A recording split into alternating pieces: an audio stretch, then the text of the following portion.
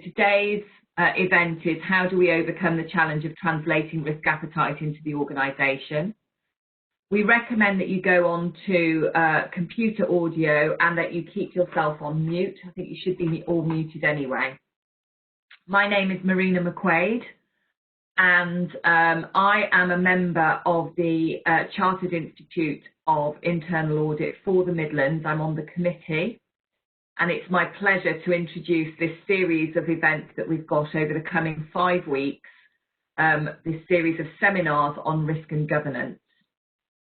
I work for National Grid, where I look after, at the moment, I'm the service owner for our governance, risk and compliance service. But I'm also an experienced head of audit, so I operate in the internal audit world too. I'd like to welcome Anne Brooke, who is our first speaker today. Anne is also a member of the committee for the Midlands region for the Institute. And Anne is the course leader and an associate professor at the Governance and Assurance Hub at the Birmingham City Business School, where she lectures in audit and risk management on the master's degree there. And it's my absolute pleasure to welcome Anne to speak to us today about how we overcome the challenge of translating risk appetite into the organisation. Anne, over to you. Thank you very much, Marina. Hello, everybody. I'm really honoured to open the series, and I'm really looking forward to sharing with you my thoughts and some insights. The title has actually changed. We had a change in speaker, so I stepped in last week. So I'm actually going to be talking about, sorry Marina, we're actually going to be talking about risk influences and why we need to be worried about those as internal audit. And I'm going to be talking a bit about COVID as we go through. So hopefully that will be of interest to everybody. And that's what we're going to do. So we're all very familiar with risk management. I am not going to try and teach granny to suck eggs on this. Risk management, we all know that it has certain elements to it, and we look for those elements in our organisations. So we know that we want to see a risk appetite that's defined by the board, that sets the tone for the organisation in terms of risk attitudes and risk practices, and that risk appetite is used for decision making within the organisation. To support that, we want to see a good risk management policy that lays down the why as to what we need for risk management to be effective, and then alongside that we've got risk procedures such as our risk registers, risk assessment matrices, and so on. And then we've got risk guidance, so the kind of things that we may see that aren't necessarily policy or procedure, but are there to help and support the employees in the organisation in what they do. We also know that as part of risk management, it's not going to be effective unless we have good solid training and awareness working in the organisation. And by awareness, I mean campaigns, I mean posters up, I mean trying to encourage the right kind of behaviours. And then we also need to monitor adherence and performance against that risk policy, those risk procedures, and obviously report on it, closing the loop back up to the board in terms of the risk appetite they have set. And obviously everybody needs to know what their responsibilities are within this framework, okay?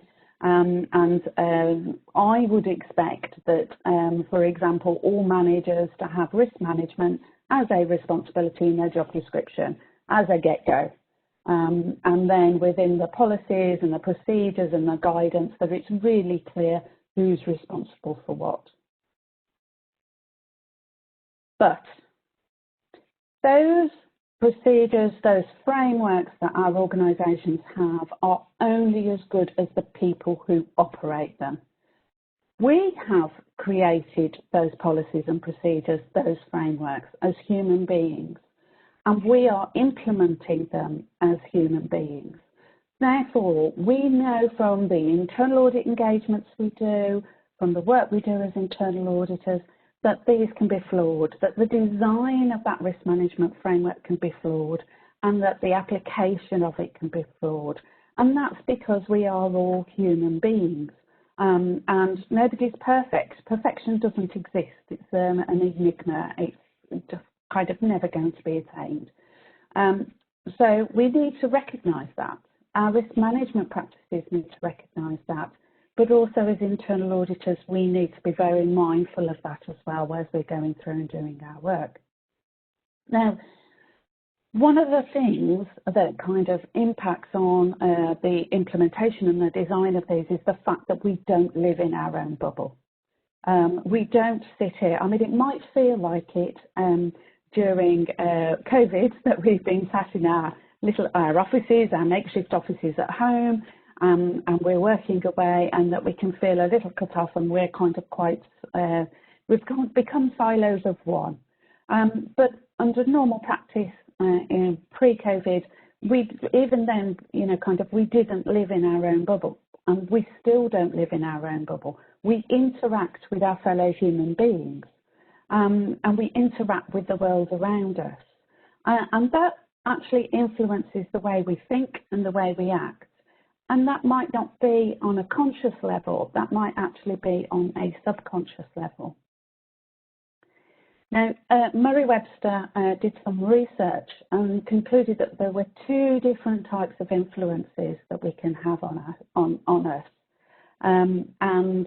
One of them is the people around us, the people that we interact with, and the situation and environment that we find ourselves in. Those are two big players that actually impact on us, on our thoughts, on our attitudes, and the decisions that we make.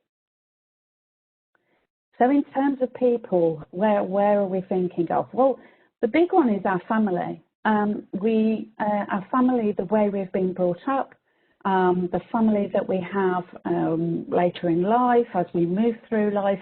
The family members are a huge influence on us. We take the lead from our parents as we're growing up. We take the lead from our children. They influence our decisions as we move through life. So it's really important that we take and appreciate that.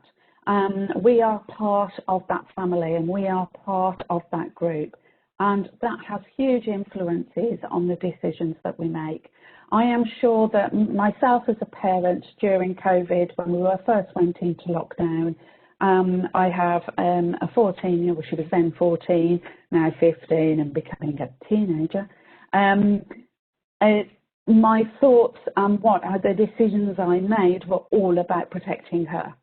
And that was the highest thing on my agenda. And that was a conscious decision, because she is a huge influence on my life. She is a huge influence on my decision making.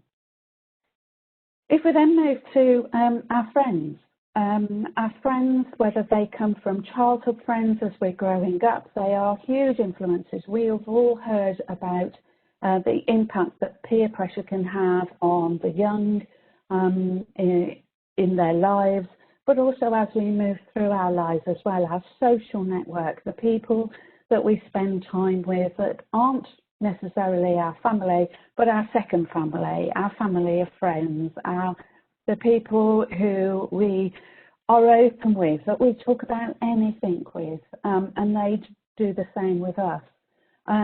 Sometimes with the way we interact with our family, well, I know the way we interact with our family is very different with the way we interact with our friends, and we might tell one thing and the other group something else, and so on. So the dynamics of the relationships are quite different, and that has an influence on us. There are many times that, you're going through your life and you're looking at something or you're reading something, and suddenly one of your friends will pop into your head and a conversation that you've had.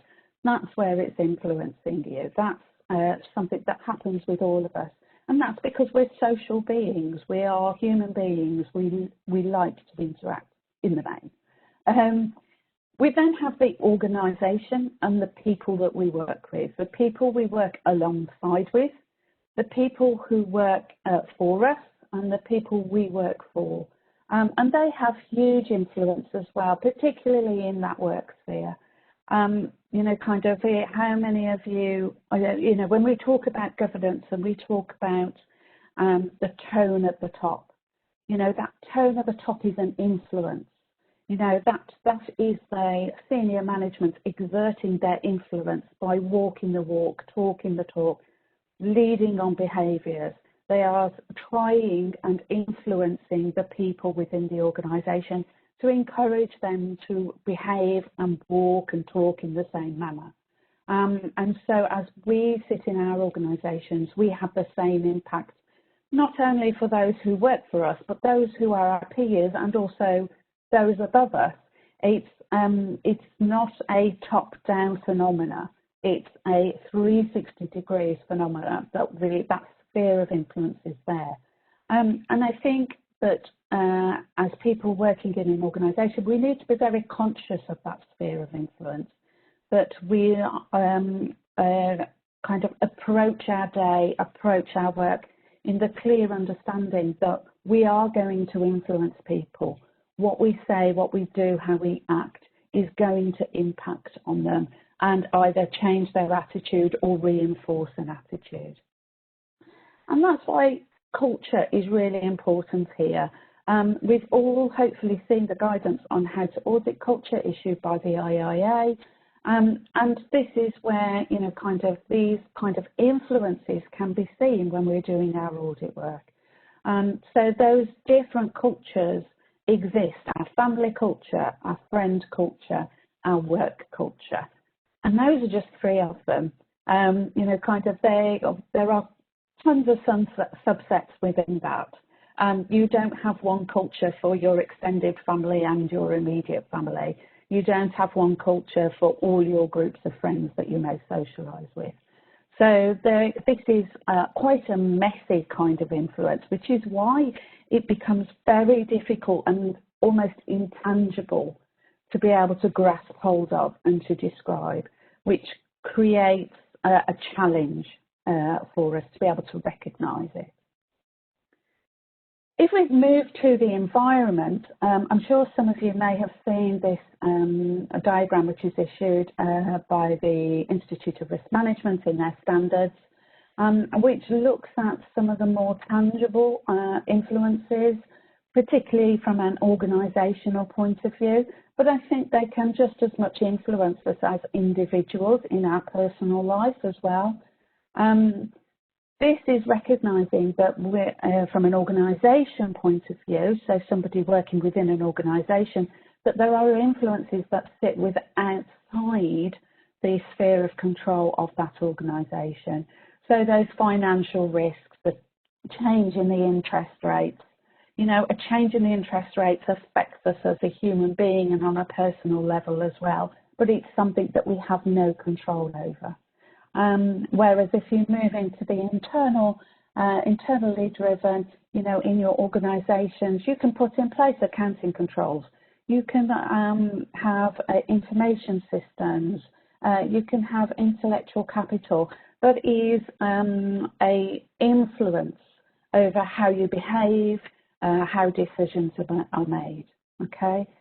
And if we find ourselves in an environment of high regulatory change, for example, as we've experienced over the last 6 months, I can't count the number of times I've heard, this is now law, this is now law, this is now law. The speed with which laws have been coming into force in relation to COVID is quite quick. It's a lot quicker than we would normally see. So we've got huge regulatory change going on.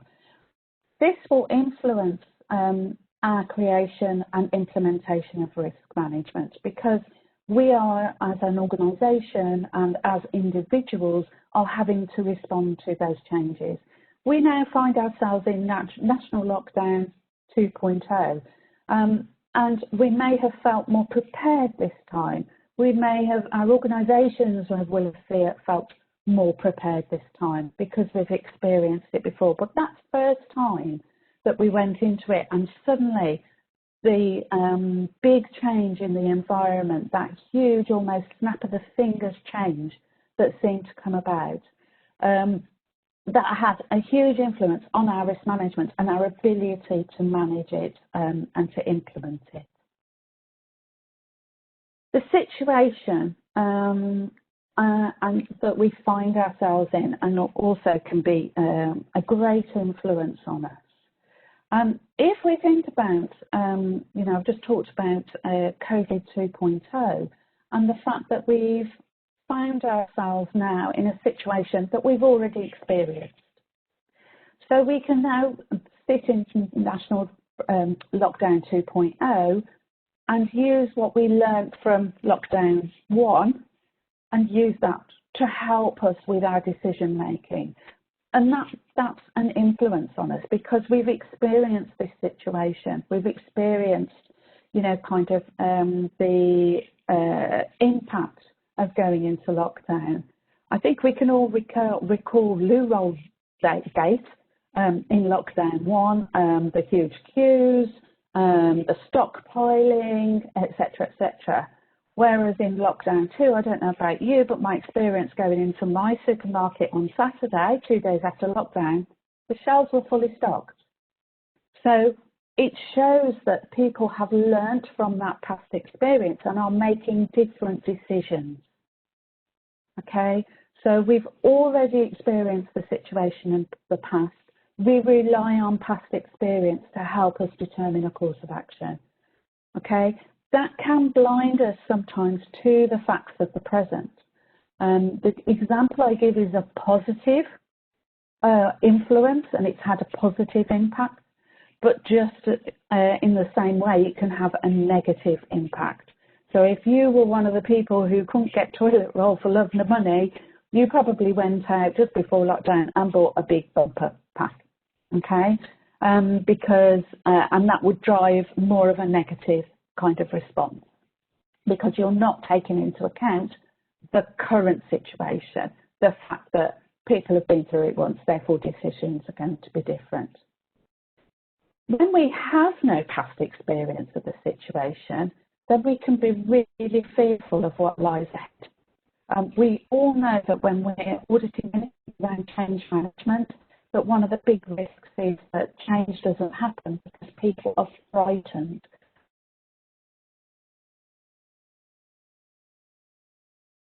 More risk averse. National lockdown 1, I don't know about you, but the first day of lockdown, I cleaned my house top to toe. I disinfected absolutely everywhere. I got no past experience of the situation of this virus, of how it was going to impact, whether or not myself or my children or any of my family were going to get impacted. So it drove my behaviours for the period of lockdown 1. Now I'm a little more relaxed. I haven't had to now kind of help and inform my decisions, and I'm less fearful. So, I mentioned earlier the influences and what that does for us, and there are a few different ways of defining the bias and this how the influences impact on us. So the first one is hindsight. And this is, you know, we all use the term hindsight. It's something that we use in our language. And sometimes audit clients come to us and say, well, that's all great and good with hindsight, isn't it? But that's the decision we made back then. And this is the perception that past events were more predictable than they actually were. Okay? And, you know, kind of there's, if you think about the situation and COVID isn't the first pandemic. It might be the first global pandemic in our living memory, but it's not the first. Confirmation bias, that's when we're, that's where we are thinking about and using the information that supports an existing belief. So we are looking for, we already have a belief or an understanding, and we go out to look for information that will confirm that for us. So it's not about you letting the information guide us and being data-led. It's about us leading the data. And that is a bias that we can have. Some of it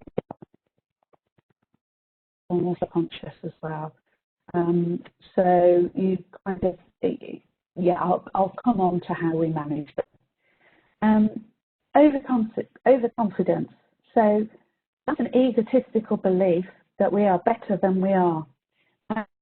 I'm not going to comment politically, but you can all think of individuals in the media, in politics, where your opinion may be that they are egotistical, that they believe that they are better than they are, that they have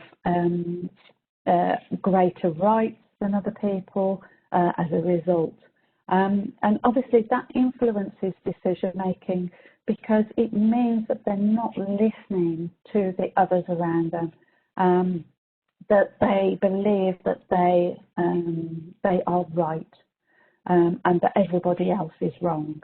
So that they're not even looking for information to support that they are better than everybody else is or are right when others are wrong. They really have that overconfidence and belief in themselves. So conjunction fallacy is a strange term, but this is about assuming two or more specific conditions are more likely than one general one. And we refer to the Linda problem, and for the life of me, my mind's gone blank. So this is where, for example, you may be looking at some data and you may making some assumptions around that.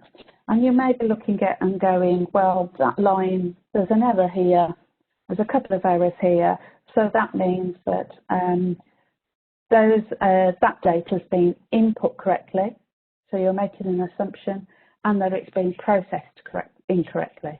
So the data's input is incorrect and the process is incorrect. You're assuming two very specific conditions, whereas the more likely one is the general one, is that there's an error here and something's gone wrong somewhere. Okay, so you can make that bias can be within you, that you kind of jump to that conclusion or assume something is causing a result. So again, when we're doing audit testing, it's something that we talk about. I always say that as an internal auditor, we should never ever assume anything. And I think this is a great approach to protecting this bias, to preventing us from falling into that trap. Anchoring is over-reliance on one piece of information to form your views. So it may be that you've got one piece of management information from part of the organisation that you're using to make a risk decision. And you're not taking into account other pieces of information from elsewhere. So you're anchoring, and you'll particularly do that anchoring if it confirms or supports an existing belief. So you can see anchoring and confirmation bias working together. And that might also be supported by hindsight. So you may say, well, this piece of information here in this management information has been very reliable in the past, has kind of helped us, it's an indicator that this past event that happened was going to happen. So you're then kind of anchoring on that. So you've got that hindsight influence, you've got that anchoring going on, and you're using the information to support the view that this piece of data could have helped prevent that previous issue. What I'm trying to say is that these biases don't work in isolation, okay? We are complex individuals, we are complex human beings, and all of these have a huge influence together over us. The last one on the slide that you can see is bystander apathy. And this is about less likely to get involved if others already are. So this could be as simple as walking down the street, somebody has an accident, there's a few people already there helping, and you go, okay, they're all right, they've got people to help them, I'll carry on with my day. Now, that could well be the right decision to make, but it might not be. So we need to be very mindful that we get involved where we need to, and we feel we should get involved. So that bystander apathy. We also see bystander apathy on boards. So with groupthink. So those of you that may have heard of that term, groupthink is an example of bystander apathy. It's not willing to get involved because you've already got some strong individuals who've already made their minds up and are leading the group to make a group decision. So you're kind of in that way allowing your bystander apathy bias to allowing you to participate in that groupthink.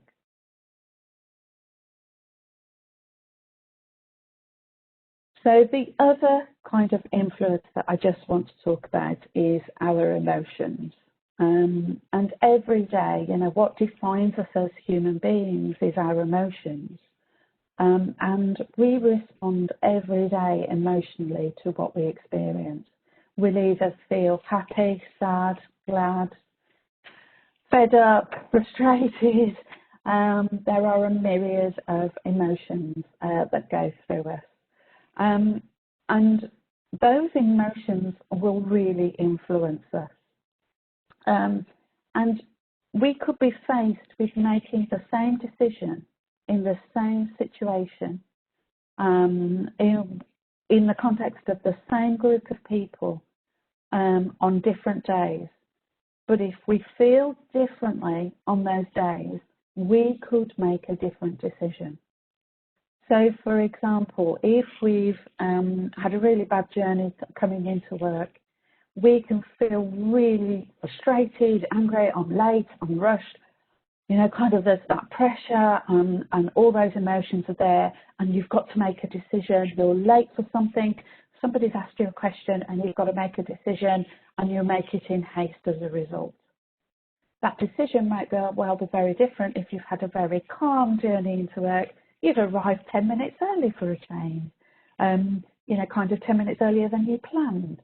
And you're sat there, you've had your morning cup of tea, and you're quite relaxed, you're prepared for the meeting that's ahead, you're feeling calm.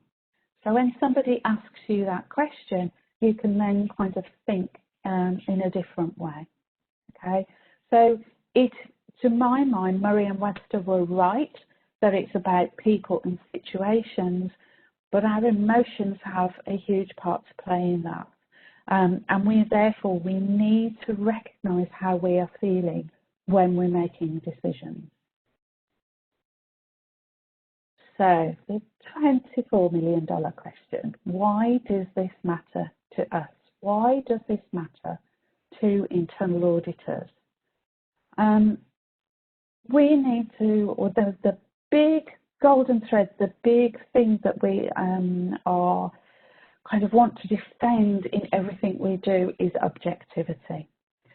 And obviously, from what I've just talked about and all the influences that are at play, those are risks to our objectivity. So as we're going through doing an audit engagement, those influences, the people that we are auditing can influence us. The people on the audit team can influence.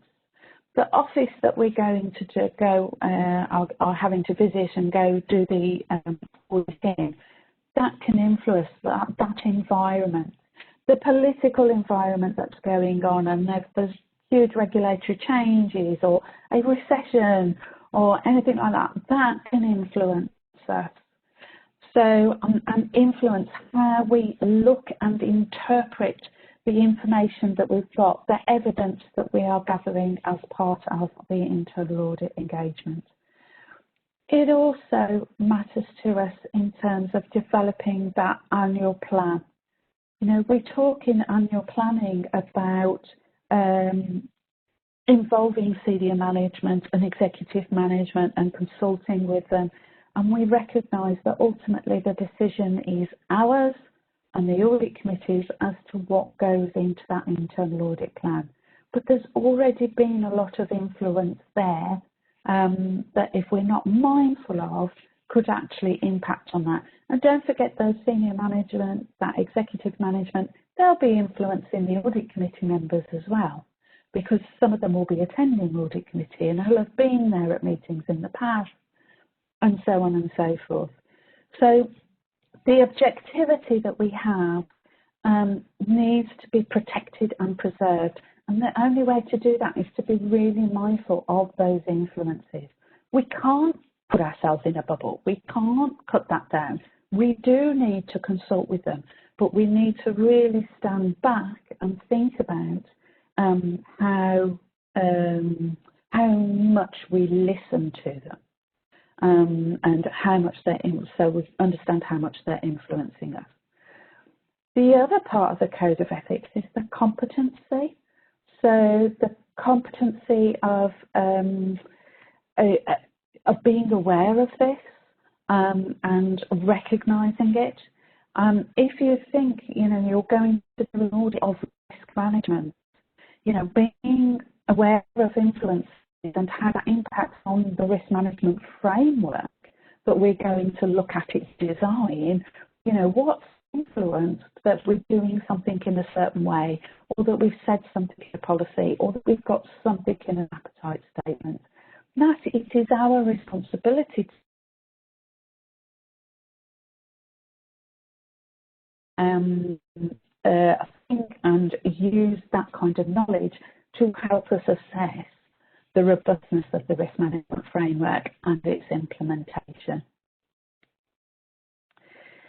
In the definition of internal auditing, we have, you know, kind of, I'm not going to read it, I'm sure you kind of go to bed dreaming of it, because we're all lovely, and we love internal audit.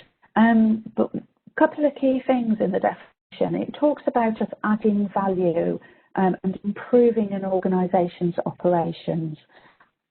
This is a way we can add value. This isn't something that's tangible. This is a way that we can actually really look and delve deep into the decision making that goes on.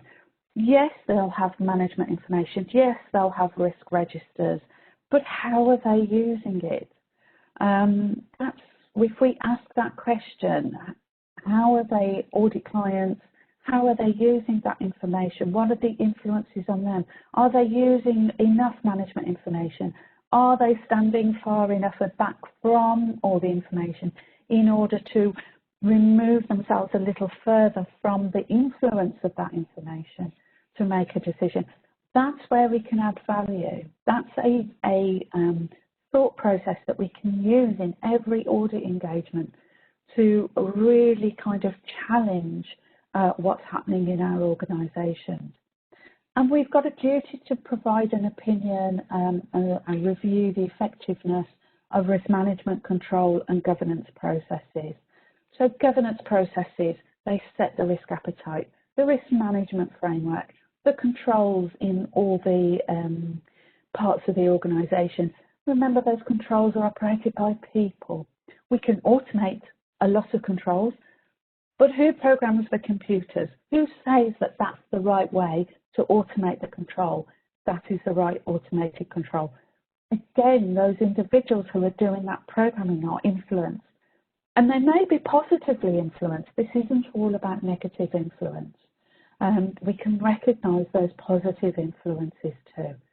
So again, our definition, you know, kind of we can relate this notion of influence and bias and pulling it into how we work and look at how it supports delivering on the definition of internal audit. So knowing all of this, okay, I thought it would be helpful to put together a few takeaways, some ideas about how you can take this forward. I was talking about this with a group of students last week, in fact, and the question was, so how do we manage this? How do we manage our own influences? How do we kind of look at this and use our processes to make sure that we're using influence in the right way, so that we're looking at influence on ourselves, but also looking at influence within an audit engagement. So the big one for me is audit planning. So when we're developing that annual audit plan, we need to think about, why do others want something on the plan or not on the plan? We know it's our decision in conjunction with the audit committee as to what goes on the internal audit plan. But if somebody challenges, well, I don't think you should do this, they might offer an alternative. You need to think about, okay, so what's influencing them to that? And I always say that, why? Just ask the simple question, okay, so why do you think that will be better than that? And I always use the analogy of that 2-year-old child who won't give up, is so tenacious and says, but why? You answer that, but why? You answer that, but why? We need to be that 2-year-old child. We need to keep asking that question of why? And we'll get to that point where we actually find out it's better on the plan than what we're proposing. We need to think about whether or not we can release in the standards, and they quite clearly say that the head of audit is responsible for having a process in place for evaluating assessments conducted within the organisation, in which I think that part of that matrix, but where's the evidence? What is the influences? Why have they put it in this bucket on the risk assessment rather than this bucket or that? We need to be challenging that, and we can think of it along the lines of influences. If your organisation doesn't have a really solid risk assessment on the risk assessments made by the organisation in a political, and I think we also need to look at ourselves. We need to be bounds and take a step back. We come up with, as head of audit managers, head of audit, it's something that you're producing that you're responsible for, and you're hoping that it's going to get. So, we did a particular audit the previous year. It got a mid-teen kind of result, but we know the head of audit, the department, you have regular updates with them, you have really professional relationship. So you know it's in good hands, and is to make the right decision. So we need to make sure that we are challenging our own judgment when we are formulating the annual plan. When we come to engagement planning and doing an audit engagement, an internal audit review, whether it be a consultancy piece of work or an engagement, again, we've got similar kind of questions that we need to ask ourselves at the different stages of the engagement. So can we rely on the risk assessments conducted by the client? When we're evaluating the risks and the controls to determine what we want to test, can we rely on our own judgment in that evaluation? You know, we're looking at what they're doing and, you know, kind of how can we know that that particular control is well designed? Can we rely on our own judgment? Are there some undue influences there? When we're doing our engagement field work, when we're testing those decisions made by management, we need to consider, have those decisions been based purely on facts, or are there any other influences at play? I've heard, you know, kind of in my internal auditing career, I've heard people say, and I've heard this defence at the very top of an organisation, we can make this decision and loosen this policy because we've got no history of any issues. Okay, so that decision is flawed because it's looking backwards. They're more heavily influenced by the past than what could happen in the future. So again, we can use that. Are they, they hadn't looked at any of the forecasting, what was happening to the economy going forward, and this was a decision made 6 months before the recession. So, you can see that, we need in our engagement fieldwork to be just looking at those key decisions that are made by our clients. And then the engagement reporting. When we're reporting on engagement, how is the client going to respond to those findings and recommendations? Will the influences that they have on them affect their acceptance of these? And if you understand what might be influencing their acceptance or non-acceptance of them, that's where you can target your action, your management of that, to actually help sell and market and bring them on board as to why those recommendations are good. Nothing speaks louder than evidence and fact. So I talk a lot. I used to walk into closeout meetings, and if it was going to be a particularly challenging one, when I thought, you know what, they're not going to want to accept any of these findings or recommendations, I would walk in with the printed off audit files, sometimes 3 lever arch files full, and put them on the desk. And it was just one simple gesture that just said, okay, she's got some evidence here, I need to listen. The volume of work demonstrates the evidence, the facts are here. What I'm telling you is based on that. So it doesn't have to be an overt, but again, you are using your influence on them to change their mind. So throughout all of this, we need to be very conscious of how we influence others and that we influence them in a positive way. We don't want to become the egotist. We don't want to become the person that thinks that they are right all of the time and everybody else is wrong. We need to have a professional conversation. So we need to be very careful that we don't step over that boundary where we end up having a stand-up argument in a closeout meeting. So how do we do it? It's all about behaviour. It's all about making sure that this is present in our conscious. So we need to be conscious of our own influences and bias.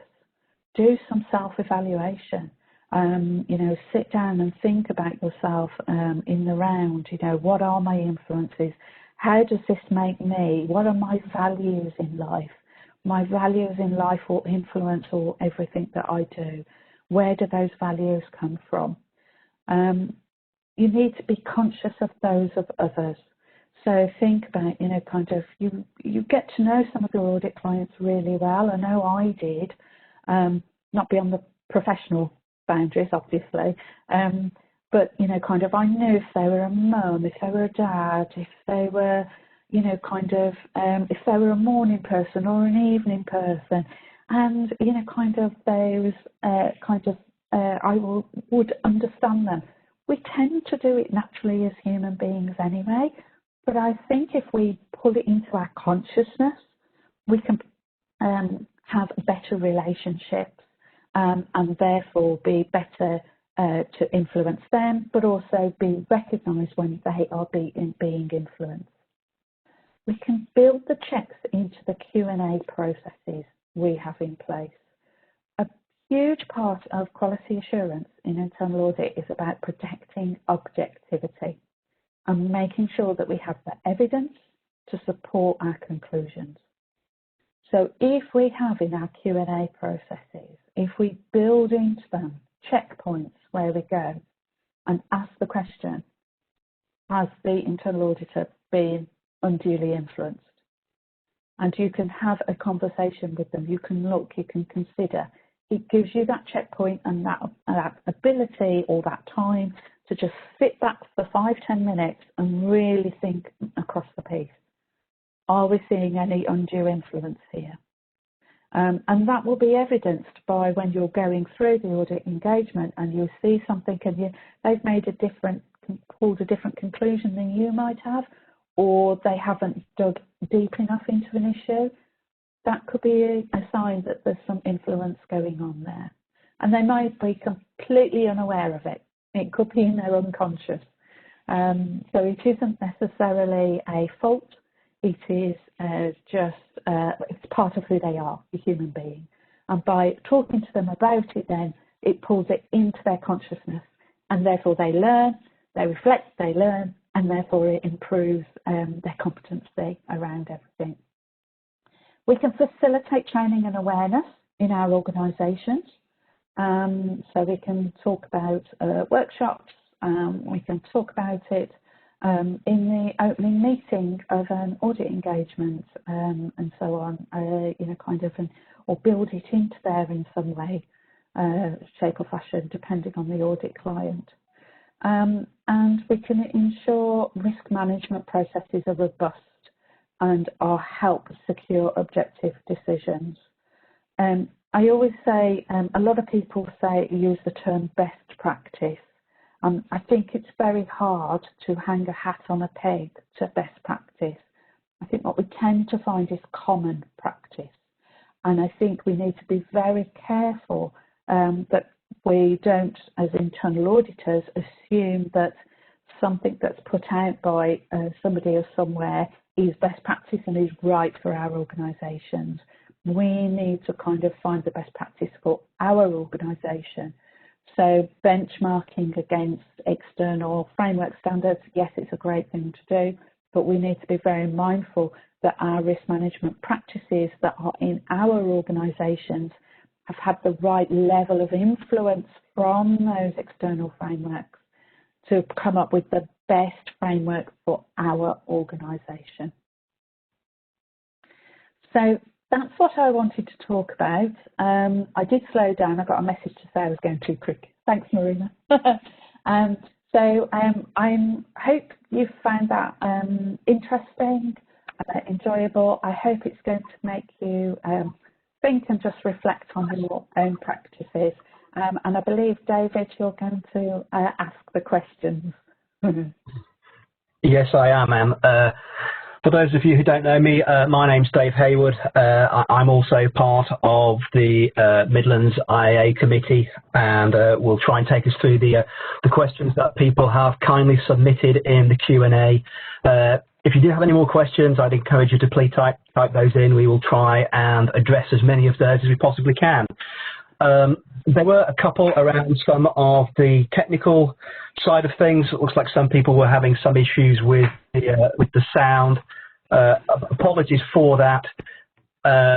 Hopefully everybody got the main points. There was one in there around some clarification of things. So we'll probably start with that first. I guess looking at this from a particular point of view, was this coming from an audit point of view or a tone at the top point of view? Is it to make us think about how directors are thinking, auditors thinking, or both? Both. I think, we need to recognise that those at the very top of our organisations are influenced. Obviously I've put an internal audit focus on this in relation to how what internal audit does and its activities. But I think talking about audit planning, the audit committee, the board, the executive, all that sits at the very top of the organisation, they will have a view as to what goes into the plan. They will have influences on each other. They will have influences from outside of that sphere as well. If you think about the board members, they are part-time. A lot of them have full-time jobs in another organisation. So what's influencing them is going to be much less visible than potentially what's influencing the senior management and executive management within the organisation. So it's a really tricky thing, you know, when you're presenting or developing the annual audit plan, is to trying to anticipate what they want. Yes, we have conversations, you know, we're not doing it in a bubble, but it's kind of, I can always remember going to an audit committee meeting, and one of our independent audit committee members worked in insurance, so this was in social housing, and he came in with a question and something that was kind of from the insurance kind of sphere of things that had happened that wouldn't have been necessarily on a social housing radar, and you know, kind of understanding that that's going to happen, that those influences are there, is really important when we're interacting with the board, with the audit committee and so on. And then also as we move through the organisation, when we're doing audit engagements or consulting work, or doing advice or facilitating training, again, we're much more aware of the culture of our organisation, but that doesn't mean to say that there aren't pockets of different cultures and therefore different influences in different parts of our organisation. I used to be a head of audit for financial services. I had 35 branches to audit. Every branch had a different culture, had different influences. And I think we need to just be very mindful of that. So both. Okay. You mentioned some of the influences there, and there were a few questions around different types of influences, so we'll take those. There's a question around the impact that the media has in influencing our behaviour and risk appetite, and then related to those influences again, there's one around what was described as the 360-degree phenomenon. How do you say this current dynamic, is it kind of a bigger impact than the toe at the top? How do we suggest we tackle that influence? So a few points around different influences there. Okay, so the media is a huge influence on our lives. I think, you know, kind of social media is one thing. So you've got different types of media going on. The social media, which tends to be kind of depending on the platform, have a different focus. For me, Facebook is all about my family and friends. It has nothing to do with work, and that's how I treat it as such. But that doesn't mean to say it doesn't bleed into my working life, because it does. You know, what I read on Facebook, what I see on Facebook, it does bleed into life. I think the journalists, that type of media, investigative journalists, etc., I think they have a huge influence. There are different newspapers that are affiliated to different points of view, and they stick with it. They're either in support of the government or they're not. And we tend to navigate towards the one that is aligned with our political preferences. And then, therefore, we're only reading that. We're not reading the other side. So, you know, again, something in our personal sphere that can actually influence what we're doing in the workplace, but also generally in life as well. So I absolutely think that media has a huge influence on our lives. Things can come across as so genuine and so thought through, etc., etc., and then the next day there's something out that completely disproves it. So, you know, kind of, I think it's down to us as individuals, again, to recognise that whatever we read in the media, we need to be very mindful of, might not be based purely on fact, heaven forbid, and that actually we need to make decisions based on fact, rather than what we might read in the media. The 360-degree versus tone at the top, I think it's really interesting. We talk about the sphere of influence in terms of how much influence we have on other people. And we talk about, you probably have a sphere of influence of 1 or 2 people. So, kind of away from your centre. So your peers in your department, you will have a 1-degree sphere of influence over, but that also means they have a 1-degree sphere of influence over you. So we can talk about the 360 degree in that kind of sense. So the people who work for you will influence, the people you work for immediately will influence, and probably a layer above. What we see with the tone at the top is that they are held up as role models, that the individuals at the very top of the organisation are leaders. Their role is to lead, is to empower people, is to inspire people. If you have a leader that is very charismatic, is very visible, and is very communicative, they are going to have a greater influence because they are deliberately expanding their sphere of influence. If you have a leadership that you never see, their sphere of influence on you is going to be reduced. It's all about visibility. It's all about how much contact you come in with them. I hope that answers the questions. Hopefully. Got a few more questions coming in, and I'll pick one up that just come in around culture. So the point there is that in a multinational organisation, when you're spanning different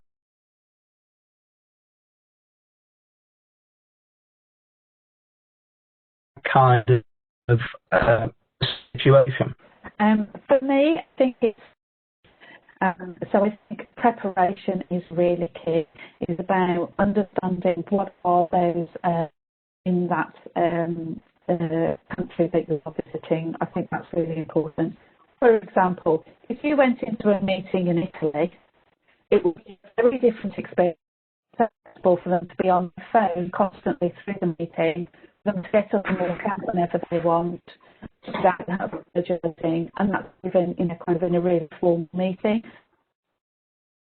So that you don't, you kind of set up value fall from those traditions, because that's the traditions is how people have been brought up. So in certain cultures, so again, it's all about prepared for that. I think we've got time for a few more questions that are still coming in. May not always behave as we'd like them to in this management committee and those kind of scenarios. How would you, get them to understand that their behaviours and the tone they're sending out is kind of part of the problem? Okay, you cut out a little bit there for me. I think it's my internet connection here. I'm guessing my son started live streaming somewhere. Joys of working from home. If the problem is with them, I always, it can be very challenging to look at that head on and address it head on. And I think there are some other ways in which we can kind of help them self-reflect. So it could be that something like an awareness session where you kind of talk about, we're going to look at influences, your sphere of influence, and do a lot of the theory, but then give them a scenario, and give them a scenario that's going to make sure that they come through with the wrong decision, and based on their influences and what that they're like. And then kind of work through that scenario with them and say, well, you've made this decision, so the consequences X, Y, Z. I think there's nothing more powerful than reflection, and then be able to say that actually I made that decision, but actually it was the wrong decision in the long run. There's lots of scenarios that you can use around that.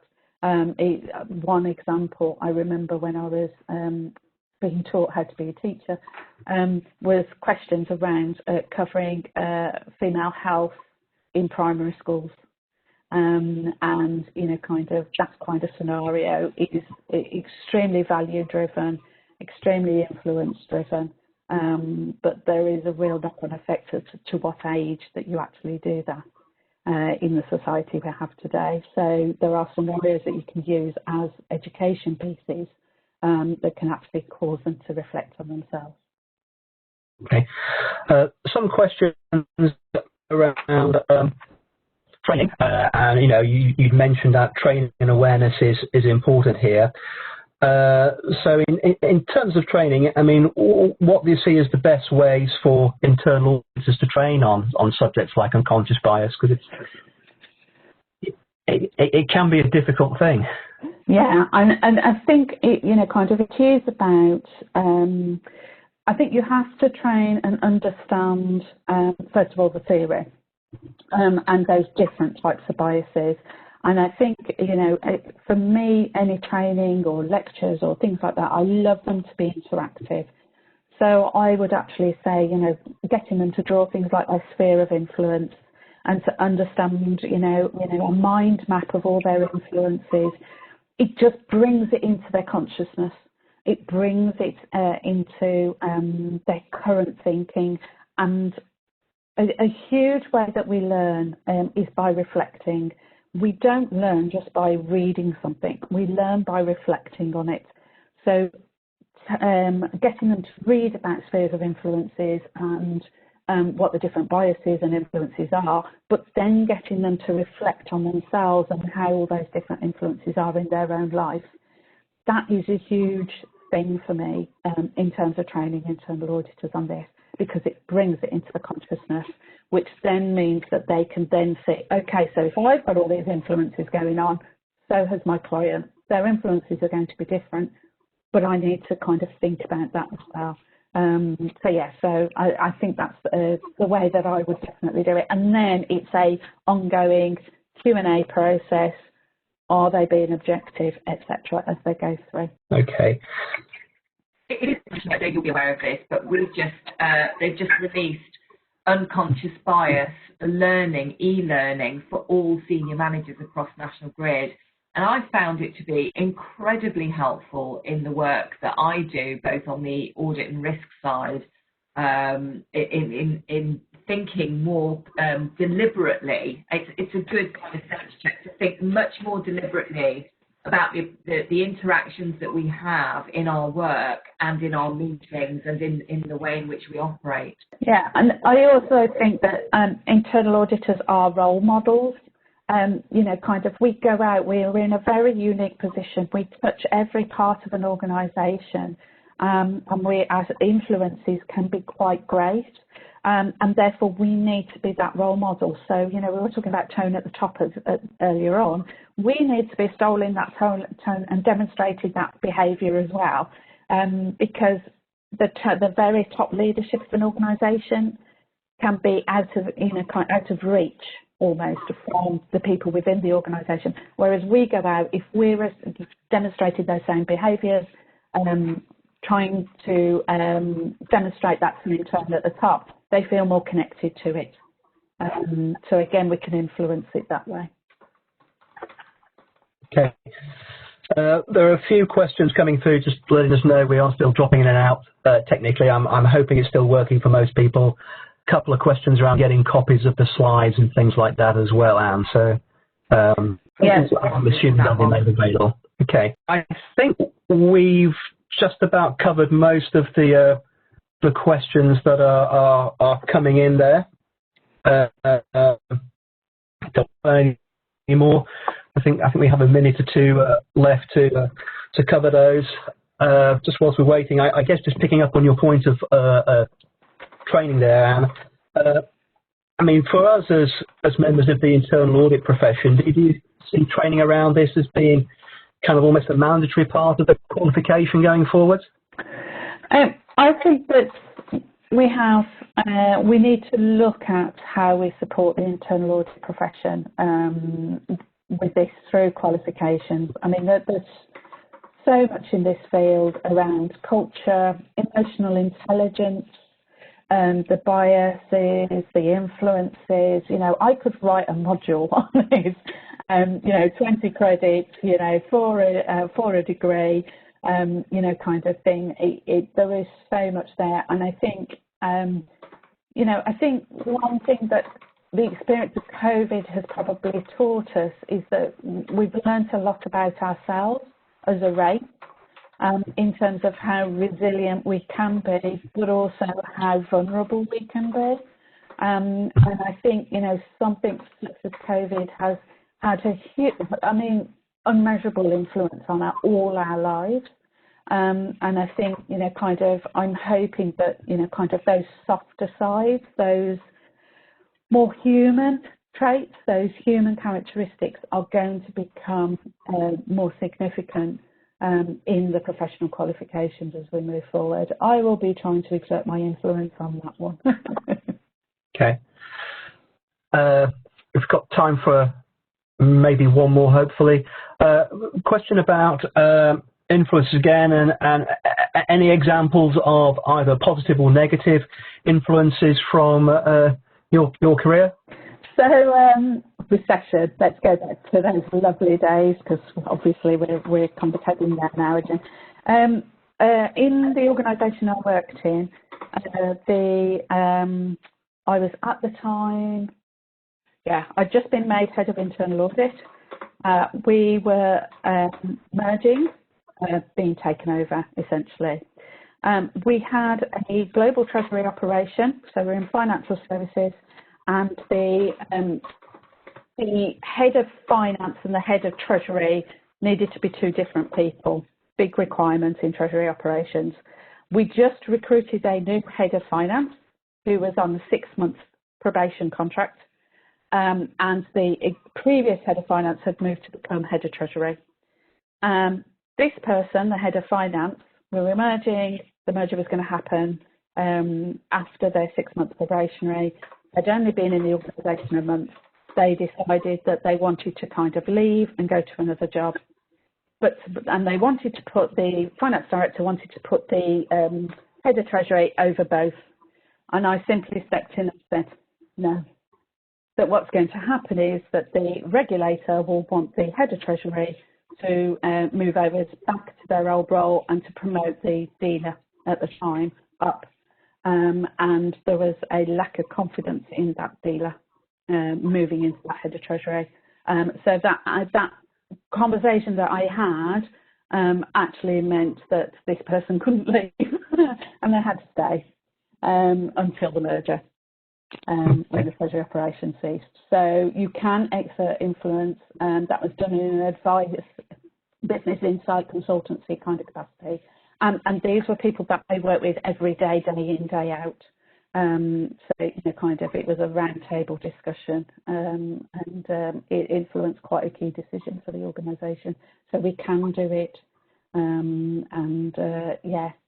keep doing the positive ones, try not to do the negative ones. Yeah, so something as simple as a conversation with people you know, having a good impact there in terms of the right structure for the organisation. Yeah, absolutely. Okay. Yeah. Well, I think we're about coming up to the end of our slot at this point. So it's been a really interesting session. Thank you so much, Anne. I can see on our questions from our attendees how grateful they are. I picked up a couple of really interesting questions or points that people made, including how this is such an important subject, not just for us as heads of audit, but one of our attendees is a non-executive director and an audit committee chair who's, you know, got that experience from the internal audit side, and, you know, is pointing out what a useful reminder this is, not just for us in internal audit, but also for our audit committees to kind of think about this subject as well. If I had to sum this up, what I heard was that we need to be very alive to people and human factors in considering our risk management frameworks, policies and procedures, because these are only as good as the people who operate them. And this matters, and it really matters for us in the internal audit profession because of the risk to our objectivity. That unconscious bias influences our behaviour, and we need to be alive to that so that we make our opinions independently based on evidence. Be conscious of influence and bias impacting on our risk management frameworks. and always look to the evidence. I had a comment from one of the attendees that I thought was quite interesting, which was about when she submits her work to a particular manager, it doesn't always go through, and was asking for some advice about how to deal with that particular potential bias. The advice that I gave, I don't know if everybody saw it, but the advice I gave was this: always, as internal auditors, we must go to the evidence. We must provide robust evidence, and keep asking yourselves the so what. When you're making those opinions and recommendations, so what? What happens if they don't do this? What is the risk? And what is the risk to the organisation? Remember that control is a spectrum. There is a spectrum of controls, and we are always, our organisations are somewhere on that spectrum of controls, and so we have to keep asking, so what? But another tip that I gave was to talk to your peers. At National Grid, where I work, we have a process of peer review every year, so a number of files are given to other auditors. If you're lucky enough to work in a sizable audit team, and there is a peer review process so that opinion is robust and that the conclusions that we come to are robust. But an absolutely fantastic presentation, and slightly different from what was advertised, but really, really important as a starter for this risk and governance series. Can we just move to the next slide, whoever's in charge? Slides, because I just want to look at where we are with this series, and I'm going to give you a little taster of next week's event. So coming up, we've got 4 more sessions. Next week, I will be talking about our journey at National Grid towards excellence in governance, risk and compliance, and we then will move to Liz Sandwith, who's from the IIA, and she's going to talk about the 3 lines of defence model and whether that's still valid. We operate that at National Grid, so I will be talking about that and the influence on our journey. But I think, looking at above and beyond good governance, that would be a really interesting session. We have Danny Wong coming in to talk about effective risk manager through embedding data, through culture embedding with data and decision making, and using data for decision making. So I think that's going to be incredibly interesting for him. And then the last session will be with Jay Hussain, who is going to talk about how internal audit can add value during an audit of board governance. So next week, I welcome you all to come back. I will be talking about, as I said to you, I'll be talking to you about the journey at National Grid towards excellence in risk management. I'll be talking about our vision to create that. Our journey so far, this has been a 3-year journey to date, and we've still got at least 2 years to go. The challenges that we've faced, and some of those challenges are around how the 3rd line of defence, the corporate audit team, will fit with the 2nd and 1st lines, and that entire piece working through that 3 lines of defence model, how we got the sequencing right to roll out our new governance, risk and compliance system and service, how we had to align and collaborate across multiple teams, and the challenges that all of that posed, and some of the considerations that we had to put in place, including we'll be sharing some of the guiding principles that we had for the build of our system. And then, of course, some of our successes and how we will be moving forward with our roadmap for the future. So I think it's going to be, I hope it will be a really informative session for you, a really informative seminar where I'll be able to share some really practical work that we've been doing at National Grid in the space of governance, risk and compliance. I just want to also thank all of you for attending with, a record number of participants for this. We were originally going to put this series of seminars on one day at Warwick Castle, And I really hope that your environments are as beautiful today as Warwick Castle. Obviously, events overtook us, and here we are delivering this as a virtual event. It's our second virtual event in the Midlands region. We had the Aspire event for young auditors, and that went down very, very well. But to see 187 participants on this call is phenomenal, and I thank you all for your time this morning. We will be having some forthcoming events. We have got some that we're planning for early next year, and we're thinking about different ways that we can support all of you, particularly those of you that are furloughed or those of you that are currently experiencing being out of work for the first time. We are looking for speakers for our event, so if you do have more time, think about your own experiences and what you can share with your fellow members across the Midlands region. And we may be looking for committee members in the future, so that's also something that you might wish to think about. So with that, I will close today's session. Thank you very much for your time, and I really look forward to speaking with you all next week. Thank you very much.